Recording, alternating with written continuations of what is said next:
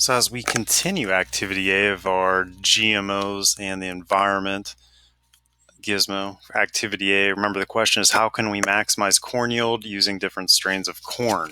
So for number 4 under activity A, it says for each of the remaining resistance types, try to maximize corn yield by adjusting the amount of herbicide and insecticide used, then fill out the table below. So you guys are just kind of playing around with this.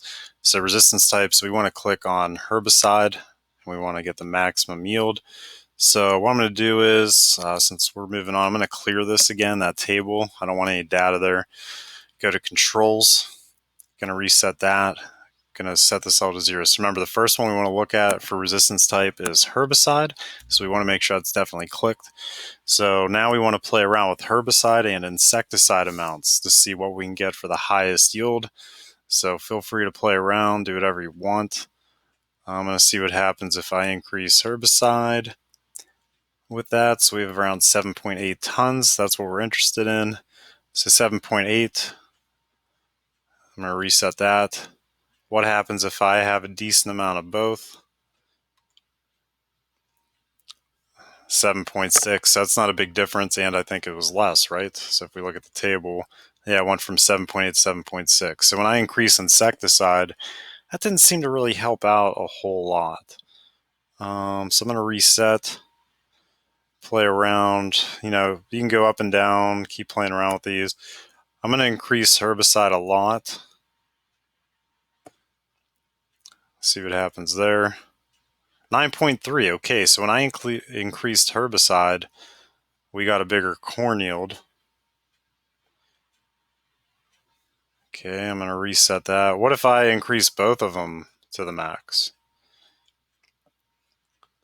Wow, 13.8. All right, that was definitely the best. Feel free to keep playing around, see if you can get a higher. But if you get around 13.6 or 13.8, that would be your highest amount for herbicide. All right, so I'm going to refresh. I'm going to clear my table. Now we're going to focus on caterpillars. So we want to click caterpillars. I'm going to leave them maxed out. I'm going to leave herbicide and insecticide maxed out again just to see for the heck of it what could possibly happen. We have a corn yield of only 6.2, so that's basically half of what we had with the resistance type of herbicide. So that's not good. I'm thinking that can't be too good. 6.2, that's pretty weak. So I can remove this all the way down, have a lot of herbicide, no insecticide, hit play. Oh man, that's still weak. That's basically the same amount as last time. So I'm going to reset that. What if, I don't know, what if I just bring all these down to 0? What happens? Whoa, 10.1. That's a lot.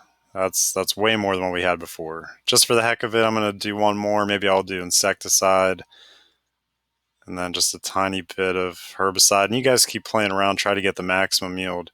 9.4, that's still pretty good, but if you look at the table, that's definitely not as high as where we had 10.1. So basically, when we had 0 herbicide and 0 insecticide, that gave us the biggest corn yield of around 10.1.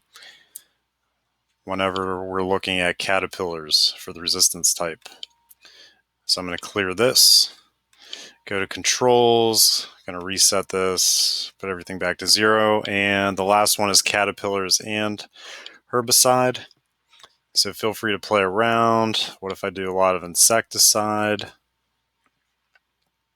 It's around 10 tons. That's pretty good. What if I clear that? What if I crank them both up all the way? Wow, 14.6. That's pretty good. What if I take insecticide all the way down and leave herbicide all the way up? 14.2. That's pretty good as well. So basically, if I have herbicide all the way up and no insecticide, that works. If I have both herbicide up all the way up and insecticide a little bit, what if I do insecticide halfway?